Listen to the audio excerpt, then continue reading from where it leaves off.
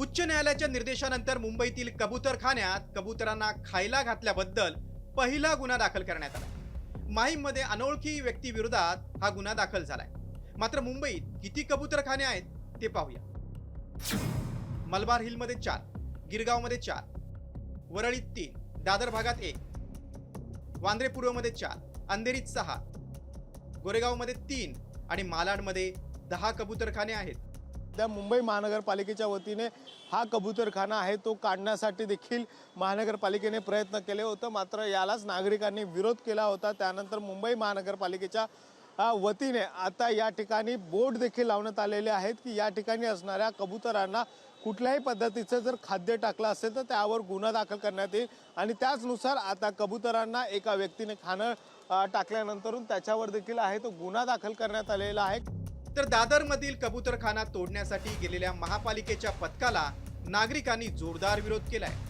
काय काय लोकांना त्रास होतात, बाईकवाल्यांना म्हणा किंवा येता जाता पब्लिकला म्हणा किंवा त्याच्यापासून रोगराई पण होते। त्यामुळे सरकारने जो निर्णय घेतला तो योग्यच आहे। हा निर्णय मला एकदम योग्य वाटतो, कारण की जेव्हा पण आम्ही इथून बाईकून जातो ते आम्हाला कबुतराचा त्रास होतो। आता हे बघा, हे घरवाले जे राहिलेत त्यांची इथं राहणाऱ्यांची परिस्थिती तुम्हाला म्हणजे कदाचित कळणार नाही की इथं राहून हे किती लोक त्रास भोगतात। 100 साल में अभी तक कुछ प्रॉब्लम नहीं हुआ है। इस बार क्या मालूम कैसे हो गया है कि कबूतर खाने पे बैंड मार दिया है। ब्रिटिश काळापासून मुंबईत कबूतरखाने आहेत। त्यातील काही कबूतरखान्यांना धार्मिक आणि सामाजिक संदर्भ आहे। मात्र गेल्या काही वर्षात कबुतरांना खायला टाकणाऱ्यांचं प्रमाण वाढलं आणि कबुतरांच्या संख्येतही मोठी वाढ झाली।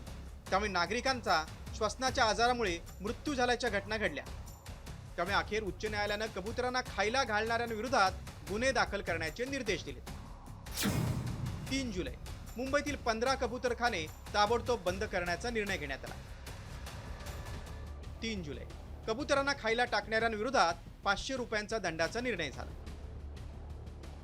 11 जुलै महापालिकेकडून कबूतरखान्यांवर छापा टाकण्यात आला आणि 61,000 रुपयांचा दंड आणि खाद्य देखील जप्त करण्यात आलं। 12 जुलै धार्मिक स्वातंत्र्य आणि सांस्कृतिक वारशांचं उल्लंघनाचं कारण देत उच्च न्यायालयात याचिका दाखल करण्यात आली। 13 जुलै कबुतरांमुळे आरोग्याला हानी पोहोचत असल्याचं वैद्यकीय पुरावे देण्याचे आदेश देण्यात आले। 31 जुलै बेकायदेशीरपणे कबुतरांना खाद्य देणाऱ्यांविरोधात गुन्हे दाखल करण्याचे आदेश देण्यात आले। उच्च न्यायालयाच्या निर्देशानंतर पहिला गुन्हा दाखल झाला असला तरी पक्षीप्रेमींचा विरोध तीव्र होतोय। त्यामुळे सर्व जनतेचं आरोग्य महत्त्वाचं की काही नागरिकांच्या भावना याचा विचार करणं आता गरजेचं आहे। गणेश कवडेसह ब्युरो रिपोर्ट, साम टीव्ही, मुंबई।